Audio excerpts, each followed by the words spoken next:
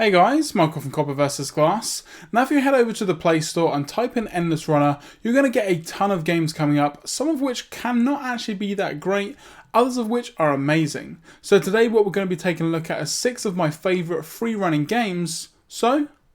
let's take a look. Okay guys, so first up is a game that you may or may not be aware of, but you'll definitely be aware of the movies Despicable Me. This is Minion Rush, a game where you basically play minions and is an endless free runner as I mentioned. So all you really need to do is collect as many bananas as you can and keep running for as long as you can. Now there's been some major updates to this game more recently, which has actually put in levels, and when I say there's a lot, I mean there's a ton of different levels to go through. As you can see here, when I'm scrolling through the levels, it just keeps going and keeps going and keeps going. There are hundreds of levels to play through on this game. It did used to be slightly different. It would be that you would run a certain distance and then you'd move on to the next area, but now they've actually put levels in the game, and as I mentioned, there's a ton to go through. Now you're also going to have the usual pickups and also some power-ups that you can have here as well, but one thing that I would say is there are also in-app purchases, but you don't really have to spend any real-world money to actually enjoy or play through the entire game, which is definitely something that I appreciate. One other thing that I really like as well is there's also cutscenes, and they are actually quite funny. If you're a fan of the Despicable Me or the new upcoming Minions movie, then you're going to have a really good time playing this game, as some of the cutscenes are really good which fit along with the awesome gameplay. Now in terms of the gameplay, the controls are very similar to pretty much every other free running game available. Now you can swipe left or right to avoid obstacles, jump over or roll under obstacles as well, and you can also use some of the power-ups as I mentioned, so you can have some where you can collect all of the bananas because you do have a magnet. There's also a special unicorn that you can go on as well, and there are also bits in the level which actually use the accelerometer in the phone itself, so you actually need to move the phone left and right again to avoid obstacles. In terms of the graphics, they are extremely colourful, and again they fit in really well with the aesthetics of Despicable Me and the new Minions movie. It's one that I can highly recommend, and it's available in the Play Store now. The next game on the list is the newest to the Play Store, and it is Tomb Raider Relic Run. Now again, the graphics in this game are probably one of its high points, and running here on my Moto X 2014, it runs extremely smooth, and I've had no issues at all with things like frame rate, and just in general the gameplay itself is very quick and very fluid. In typical Tomb Raider fashion, the aim of the game is to collect as much treasure as possible and also collecting clues along the way. Now you can also get some power-ups along the way as well, like a quad bike, and there are also some other additions to the game as well, such as actually shooting enemies in the game, which brings a whole new dynamic to a free running game. That's the one thing that I like about this Tomb Raider game, is it's not just free running, there's also some other things that you can do, so it actually varies up the gameplay ever so slightly. There are also multiple levels within the actual game itself, although at the moment there is only 2, Jungle Temple and also Desert Ruins, but you need to unlock Desert Ruins by collecting a certain amount of gems throughout the actual game itself. Now once you click on it, it's going to give you a quick overview of what the actual new level contains, and then it does give you the option to purchase it early. However, it is going to cost you around £3 or so, because it's going to cost about 500 gems, which you can't buy 100 or 500, you have to buy 600 gems to actually unlock this new level, and that's pretty much how they get you with all of these games. All the games on this list are free to play, but the way that they get you is by trying to make you pay to unlock things within the actual game itself, but if you persist with the game and you play it for long enough, you're pretty much going to be able to unlock most things.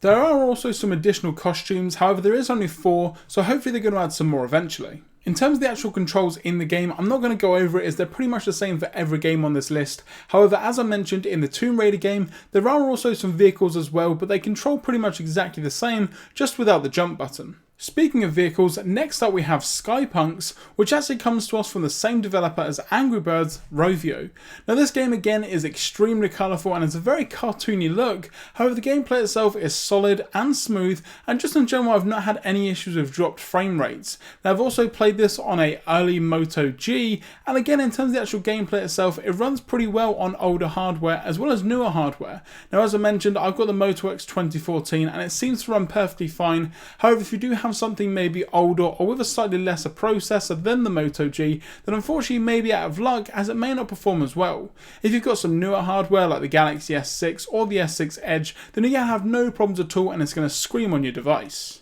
In typical Rovio fashion, the whole point of the game is to get 3 stars on every level. Now when I first downloaded the game around 4 months ago, there weren't that many levels to choose from and I actually got to the end of the game pretty quick. However now, much like Minion Rush, there's hundreds of levels to choose from, and again you can play this game for hours and hours, and you've got different worlds to go through which have different environments and different graphics, so again it varies up the gameplay ever so slightly compared to something like Tomb Raider, which is pretty much the same level for a long period of time unless you want to pay for the additional levels or play it for a long period. There are also some very light settings within the actual game itself, like changing the sound profiles and things, and also connecting to Facebook, as you can share and compare your high scores with your Facebook friends. Unfortunately though, there's no integration with Google at this moment in time. Now one thing that I would say is the store within this game, although there are in-app purchases, never actually worked for me on my Moto X. For whatever reason, it kept trying to reconnect to the store, and I actually had to do a hard reset of the game by closing it and getting it out of my multitasking altogether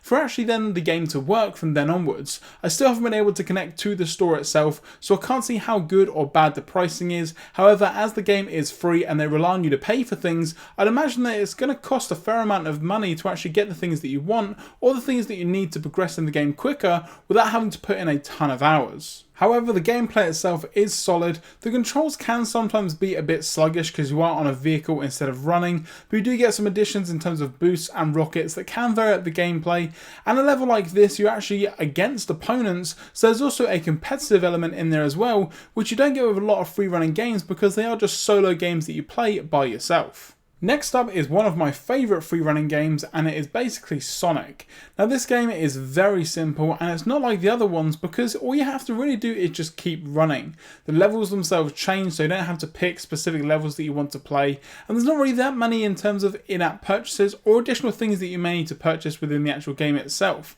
There are some characters that you can buy if needs be, but this is all about running, which is basically what a Sonic game should be. The graphics themselves are very vibrant and it looks really nice on an AMOLED screen like on the Moto X here, and just in general the gameplay is very quick and very fluid, again something that you would expect from a Sonic game. Some of the more recent Sonic games that have come out on these newer gen consoles like on the Xbox and the PlayStation haven't actually been that great, so it's good to see that you can still get a good Sonic game, and the great thing about it is completely free of charge. Something that I've never seen before that's in this game is actually a day and night cycle, which as I mentioned I haven't seen before in any Endless Runner games on Android or on iOS. Now the great thing about that is you have day, night and also a sunset, sunrise kind of view, and one thing that does is actually makes it feel like there's more levels than there actually are in the game. Now don't get me wrong, there are different levels to choose from, so you've got Emerald Green, a robot type place and also some sandy beaches plus some others as well, so again it's great in terms of level variation.